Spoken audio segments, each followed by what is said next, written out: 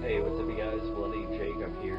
Hey, what's up, you guys? Bloody Jacob here. Jacob here, meeting my icon, Catherine Isabel, Fantasy Lorenzo. Wait, what did you say? Fantasy Lorenzo.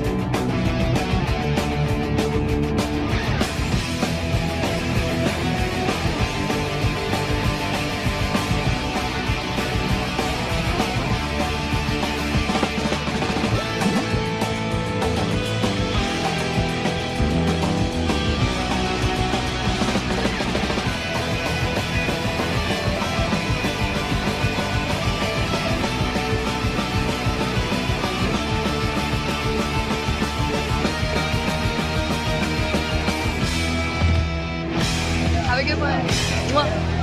You guys better subscribe and watch my friend on his YouTube channel. He is kicking ass.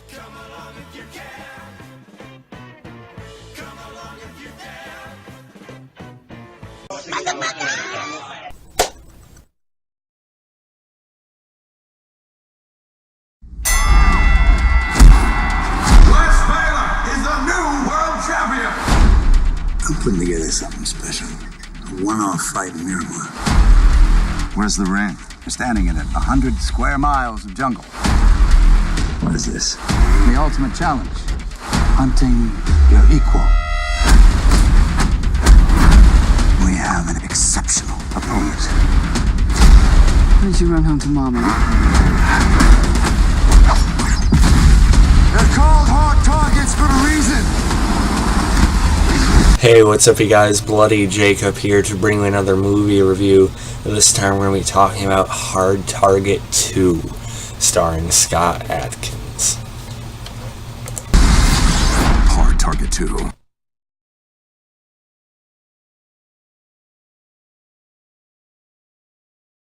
Retired mixed martial artist Wes the Jailer Balor can't refuse $1 million purse he's offered for one final bout.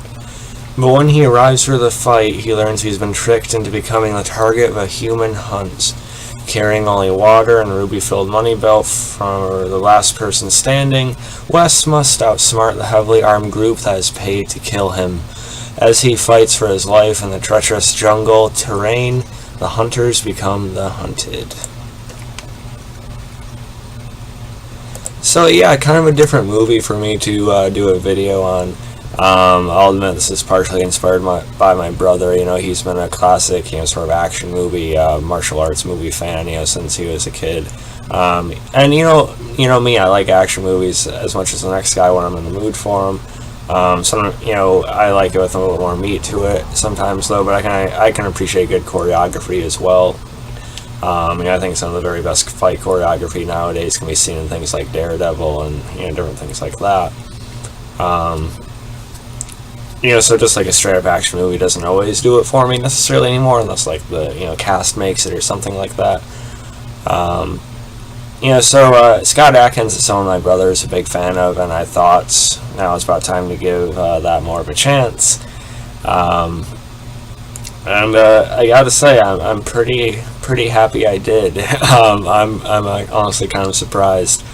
Now I did check out another one of Scott Adkins' movies a while ago called Close Range, and that wasn't a bad film. It was a Mexican cartel type of thing, and Atkins again, he is legitimate. We'll talk more about him in a minute or two, but he was great in it, the choreography and everything.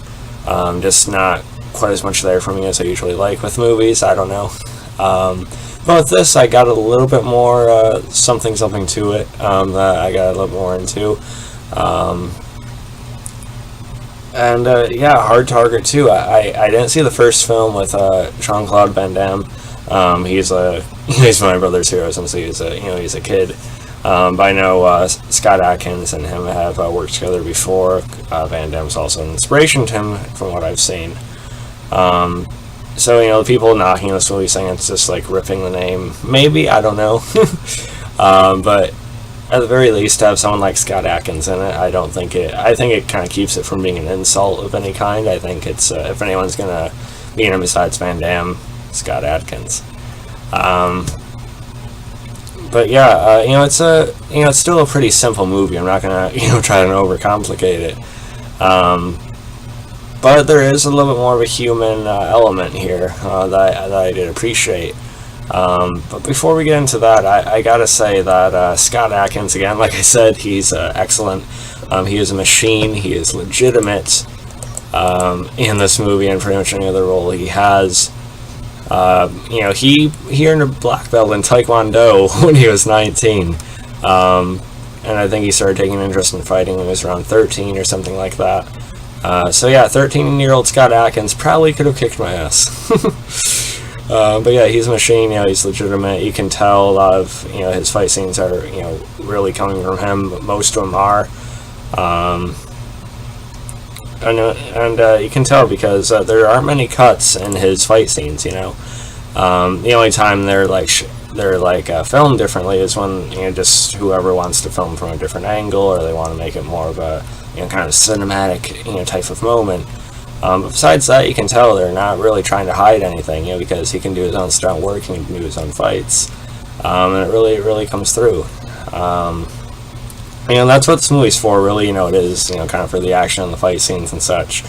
And I always appreciate Scott Adkins. Like I said, I like his work in close range just for that alone. But, you know, I would keep on watching this. I kept on deciding to watch more of him periodically because I kind of want to see more. And I got a little bit with this movie. Because what this synopsis didn't mention is he's a retired mixed martial artist, you know, into fighting and everything, but he has, you know, trauma in his past. Early on in the movie, you see him kind of drinking himself into you know, depression and everything like that. Because in his fight, you know, he and his friend had made an agreement, although they were fighting each other, you know, they're gonna, you know, sort of, you know, ensure the other and kind of live out a certain dream together with a beach house and everything like that. Of course, you know, the adrenaline and everything and just how into it you can still get. Scott Adkins, Baylor, he actually accidentally ends up killing his friend with a, you know, kick to the head. So you can see how that would just drive him, you know, just into this great hole for the rest of his life, and I appreciate that aspect of it. And I actually enjoyed that sort of that opening boxing sequence we had. Not badly filmed at all. It's probably one of the better ones I've seen in a while. Which makes me want to check out some of his boxing or fighting specific movies. You know, I know he's been in the Undisputed films, so those are probably on my radar now. But yeah, so it gave the character a little bit more to go on for me. And I think Scott Adkins actually had, you know, showed some pretty solid acting chops in this movie that I've been kind of waiting to see. And it's, you know, encouraged me, and I enjoyed the rest of the movie as well for what it was. You know, I gotta admit, I'm a sucker for, you know, movies in the forest or the woods, you know, just kind of that open terrain chaos type of thing. I just always enjoy the premise of with anything. I think they utilize the environment well here, and it has a pretty good pacing to it. It's like an hour and 40 minutes, I think, you know, give or take. So it didn't really feel too long. And also the cast is pretty solid. I mean, you have Robert Knepper in this as well. You know, a lot of you guys know him from Prison Break, but he's been in tons of other stuff too. Excuse me. Even on iZombie recently. He is also in a shortly-lived but great, you know, mob drama on TNT called Mob City with John Bernthal years ago.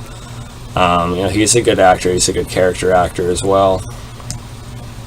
And, you know, he plays a straight up, you know, sort of greedy villain here who's, you know, kind of set this all up. But he has a charisma to him, and it definitely could have been more dull if it was someone else playing the role for sure. And then, of course, you also have Rhona Mitra, and I probably just mispronounced her name, but some of you may recognize her from Underworld: Rise of the Lycans. She also had a sort of supporting recurring role in the last season of The Strain. That's I love that show. You know, still miss that. So it's kind of good to see her here as well.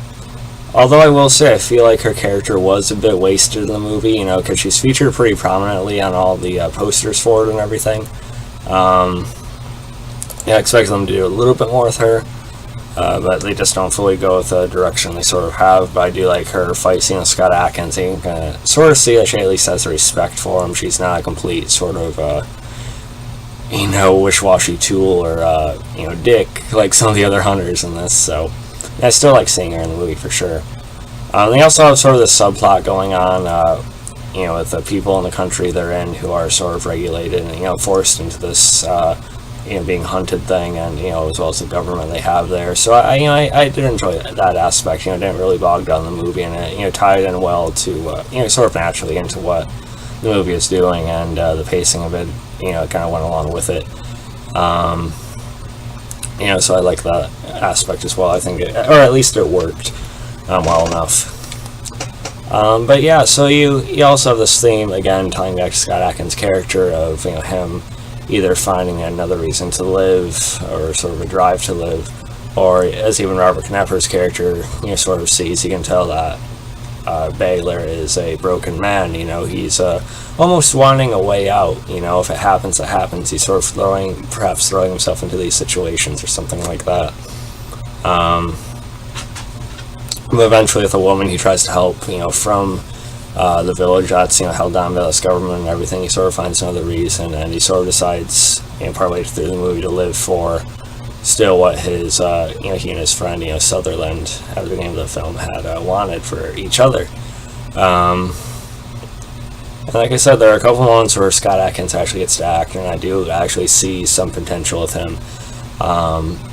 So I'm definitely curious to see good amount of his other movies. I think he can actually pull more stuff off than I realized. So I enjoyed that as well. He did a pretty good job for sure. But yeah, I could go on, get into specific plot points and stuff like that, but I don't want to make this video go on for too long, and it is almost 3 in the morning here right now. But I did just want to do a video on this real quick, and I really did enjoy it. I'm really going to check out more of Scott Adkins' work, and I'm glad I finally gave it a real go. But yeah, as far as my rating goes, I'm still kind of debating, because I did just finish watching it. Usually I wait a day or something before doing a video. But right now I have it along the range of a B, A-, somewhere in there. Maybe around a B+, I'm not entirely sure yet. I did enjoy it. I think it really succeeded for what it was going for in terms of the action and everything. And yeah, so let me know what you guys thought about this movie, Hard Target 2, if you've seen it, maybe how it compares to the original. I unfortunately haven't seen the original, but I feel like this one can be enjoyed on its own. So yeah, follow me on Facebook, Twitter, Instagram, like, subscribe, and I'll catch you guys next time. Peace.